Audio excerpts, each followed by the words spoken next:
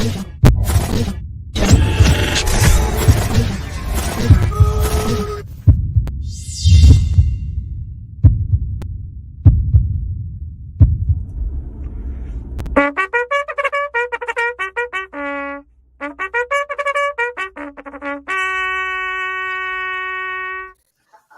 morning, sir. Good morning.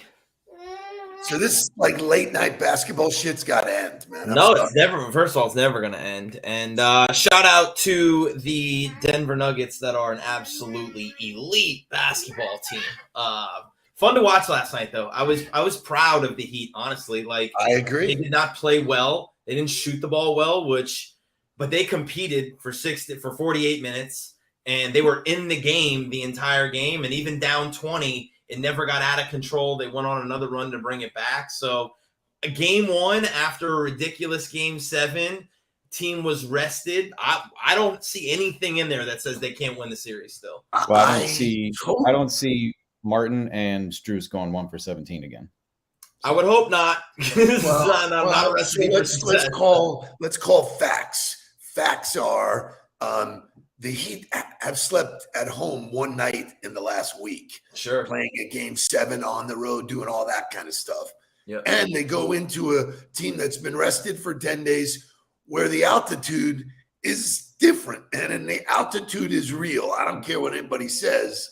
Not just any team, though, right? Like, this is the best team in the NBA. They are fun to watch. I texted Jake last night after watching the game. I was like, we're going to game 4. I don't care if we're down 3-0. I'm excited to see the Denver Nuggets in a finals game because they are a fun basketball team to watch. I agree.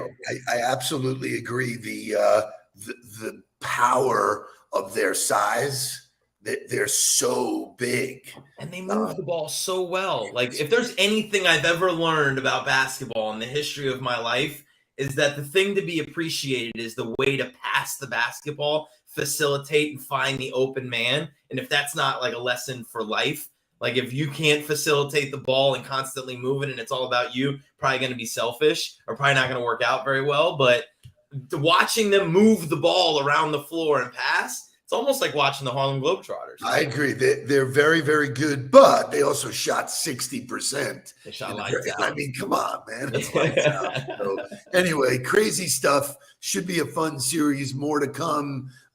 We got just good Saturday, Sunday, Monday. I think all of next week is good stuff. The Nudelbergs were out and about yesterday.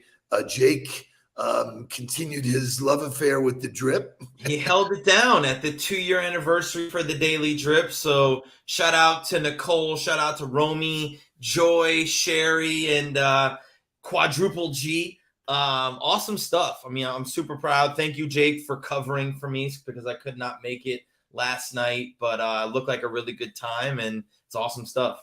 It does work. It definitely does work. I got a chance to speak to a South Florida group called Food for Thought, and what a cool group. This is the 3rd time I've spoken to them. They have moved me around into each county, and it was super fun. Yesterday, they asked me to speak about my book, which did you know that I wrote a book? I happen to know that you wrote a book. Yeah, it's something that I've heard about before, and I may have even have written something inside of it as well. So there's a little foreshadowing coming about holiday gifts and books, and so I got to touch on what Lou said though. FSU softball team, exciting to watch too. I can promise you that of all the softball I've watched in my life, 2 things that have never come out in the same sentence are softball and exciting. So as much as I love FSU, you're not going to get me in on that one. Anyway, lots of great stuff going on, but nothing better than the guests that we have sitting in the green room. And tonight, got to shout out tonight, right? Going to be with the American Cancer Society at the Evening of Hope.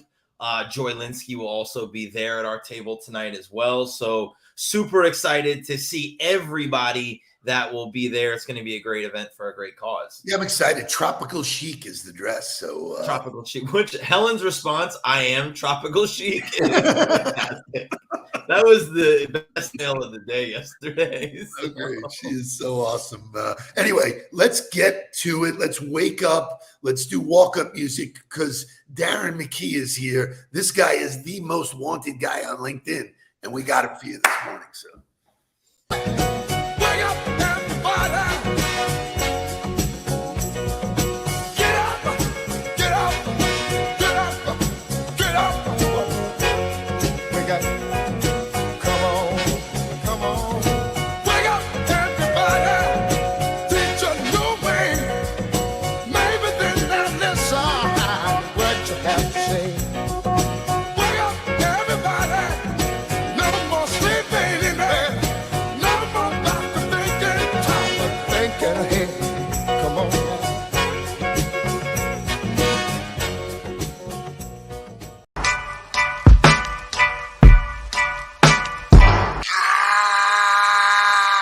Pull up in motorcades. I got a show today. It's all I'm trying to do. Hustle and motivate.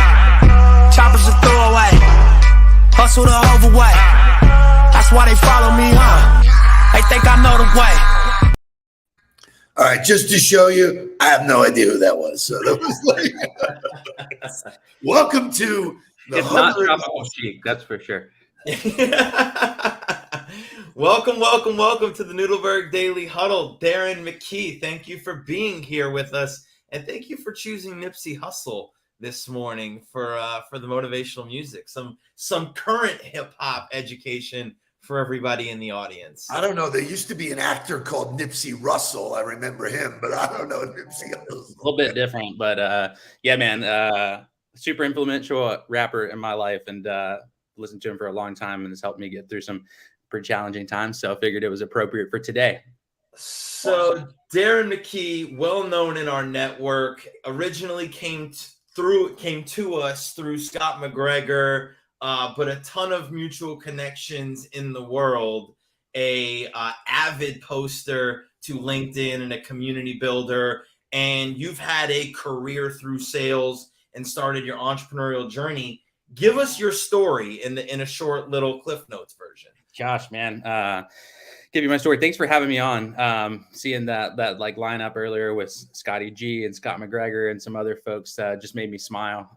Those are guys that have been pretty inspirational to me. So my story, without going like all the way back to when I was born, I think it's important though. I grew up in South Texas. Dad worked in the chemical business. Mom was a receptionist, had no idea like what entrepreneurship was. I didn't know what sales was other than a car salesman and a financial advisor. So I knew I hated college. I hated school. I knew that wasn't going to be for me. Looking back at it, I'm probably pretty good at it now, but it's a little too late. And so I got married at a really young age, at the ripe age of 22, to an amazing lady by the name of Caitlin McKee. Still married 11 years later. She pushed me. She married me when I was working in a pizza shop in Myrtle Beach, South Carolina. Can still make a good pie, by the way. But she was like, hey, you got to do something. And I was like, I don't know what I'm going to do. She was like, well, let's move to New York City. And I got an opportunity to move to New York City. I'd never been there.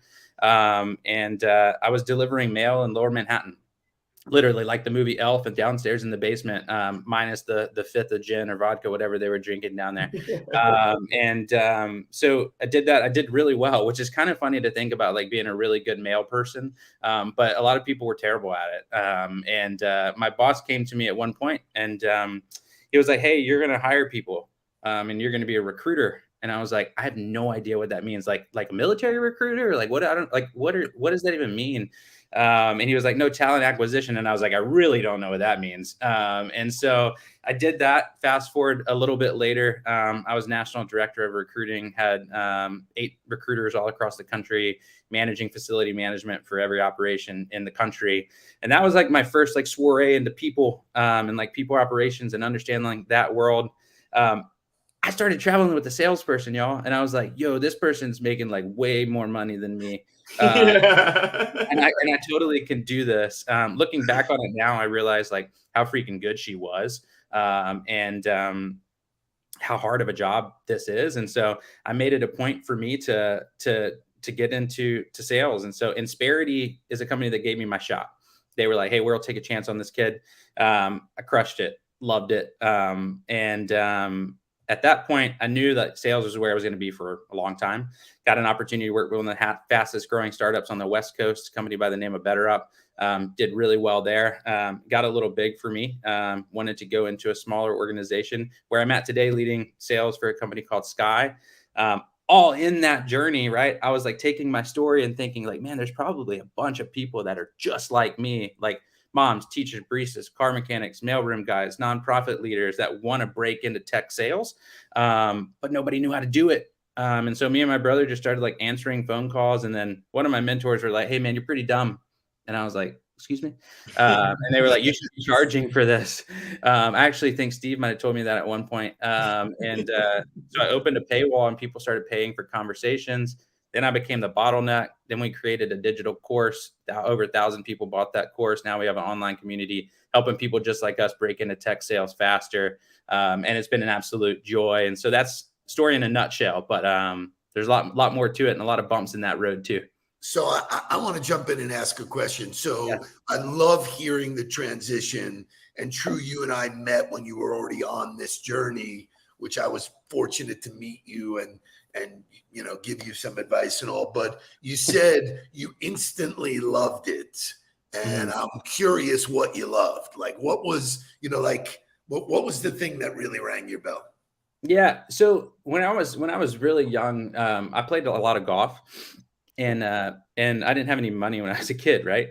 And so my dad would actually pay for my round of golf. But if I won any money when I was betting with the older guys, he'd make me give him the money. And so that was how I got to play golf when I was younger. And that was the first time where I was like, man, I really enjoy meeting these other individuals. I enjoy having conversations. I enjoy learning about what they have to do. And so when I started looking at like the sales world, I was like, man, like this is just like me as a kid playing golf every day. I get to like hang out. I get to learn about business. I get to talk about them, get to take people's money. And it was absolutely great. That was the moment where I was like, you mean I can like email people, call people, talk to people, go hang out with people, make their jobs better, make their lives better, make them look like a hero and get paid for it? That was the moment I was like, I'm done. Operations is out the door. So I want to go all the way back because you hit on something that I think is probably foundational for all of your success. You were in the mailroom and you were great at it. And you were like, it's stupid to think that being great at working in the mailroom is something that's possible, but a lot of people are bad at it. Yeah. What's the underlying principle there? Why were you great at it? Other people weren't.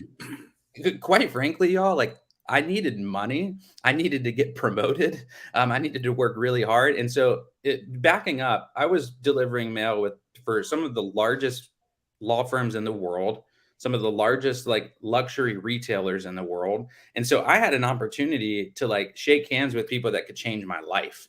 And to this day, some of those leaders that are executive C-suites at those businesses are people that I like look back to. So I knew every interaction that I made in that mailroom was going to come back in 10 years and potentially bring me something that I never could have imagined. And so it wasn't a job for me. It was just, it was a landing point in my journey. Also like, listen, man, like, you know, those jobs like early on where like, if you work extra hours, you get in trouble because people have to pay you like time and a half. Yeah. I didn't care. I was like, I'm going to work 60 hours a week. You guys are going to have to pay me. And I did that. And I think at the end of the day, they saw that as kind of hustling. Two principles, opportunity in people, right? And understanding that it was always about the relationship and then willing to do the work. I mean, that's chapter one. So wasn't there a Michael J. Fox movie where he worked in the mailroom and then worked his way up to become CEO of the company? If anybody wants to do something fun, just Google CEOs that started in the mailroom. It is a lot. Wow. That's awesome. Not a CEO yet, but yeah. Well, I mean, technically, so that principle of understanding people, understanding the power of relationship and community, you've built a really powerful LinkedIn community. Yeah. You are as consistent as anybody in the business when it comes to posting on LinkedIn. You are consistently putting out valuable content for people to consume. and you get great engagement and you've built a really strong community for yourself. How'd you do that? So when I was at Insperity, it was like March 3rd, 2020. In that business, like you shake hands, you knock on doors, you go to the local plumber, you get them their PEO insurance, all that kind of good stuff. And that's how you build a business, right? Well, all of a sudden I was like not allowed to like breathe on someone or like shake someone's hand or knock on someone's door without looking like a crazy person. And so I was like, I gotta like, I guess LinkedIn's where I'm gonna go. And so that was the day I started. And I haven't missed a day since. I have no idea how many days that is since that point, March 3rd, 2020, over 1,000. But I had a little kid, right? Like I had to provide for that little minion, Cooper. And so there were a couple people on the platform that were already starting to like share stories and storytell versus like their resume versus their product versus 1,186 days. Look at that. There you go. And there were just a couple people that were doing it. It was like Morgan Ingram, Scott McGregor was there, and several few others. And I was like, all right, I'm going to give it a try. Yeah, he was there. Larry Long was there. There's some other people, and I was like, all right, I'm just going to copy these people. And that's something that like I tell a lot of folks too. I'm like, all right, who are those people that are like 5 or 6 steps ahead of you? Copy what they're doing. If they're getting engagement, they're getting traction, like just mimic it, right? Like, I mean, every professional athlete sees the move that somebody does, they practice it at home 10 times, they go back and put it in the game. And I did that. And I've been doing that ever since. I never get comfortable though. So the moment that you get comfortable in LinkedIn is the moment that you lose all engagement and traction. Mm-hmm. So I look different every other week. A lot of people will say you need to look the same every week so people understand you. But you burn out your audience and people get tired of you after 1,000 days. So what's the key to that? What is the key to looking different? What is the key to iterating and still being who you are? Because I think a principle that comes through in your content is that it's still you. It's always your voice. It's always your thoughts, and it's always authentic to who you are. But you say that it doesn't look the same way. How do you really do that? Yeah. So I think like a lot of people in here in sales, and we talk about like pattern interrupts, right? A lot like in conversation and emails and outreach. That's the way that I treat my LinkedIn feed. And so one day it's a picture, one day it's a video, one day it's a one-liner, one day it's a long form content, one day it's a short form content, one day it's me shouting out someone, one day it's me talking about an event. Every day needs to look different because it needs to capture people every single day. And I want to capture different people. The worst thing ever is when you get in the LinkedIn vortex and you got the same 85 people commenting on your crap every single day. And so that's why I connect with third degree connections all day, every day in other countries, all around the world, because I need that to grow. Because like your loyal fans are always going to be there. But if you only hang out with them, that's all you got. Yeah. So I want to make a significant point. I think you had a strategy, whatever it is, right or wrong, it's your strategy and you executed on your strategy. One of the things that I think it's important for people to decide is what's your strategy? What do you want to get out of it? You know, for me early on, you know, the icon, the GOAT was Joe Mullings, you know, and he and I had a in-person meeting because we were on parallel paths in LinkedIn. And when we met, our strategies were significantly different. They both worked, but they were significantly different. He added everybody to LinkedIn because it didn't matter. He wanted the audience. I didn't. I said, if you get in, you got to answer a question. I got to know how I know you. So, you know, people say, well, what do I do? You actually have to think. You know? So I love the fact that you said, you know, great, I duplicated it, but just copying it is not enough. You made it yours. It's always very genuine, very authentic. You connected with your audience and still do in a way that is all about you. Yeah. You know, I get to know you. I get to know your wife. I get to know you, the fact that you have kids. I get to know your brother and the business you created with your brother, which we're particularly drawn to. But when you started throwing out different tidbits, that's bait for somebody. That's where the difference comes in, is that you don't know where it's going to connect. So I applaud you for that. And you've been consistent, which if you ask any great professional in the world, it's all about consistency. Like, I'm not a big fan of JJ Redick, but I kind of like look at my LinkedIn content like he looks at his shots. And if anybody wants to Google that, just Google. We already had it on the We show. played it on the huddle before. I mean, that's like, I'm just going to shoot.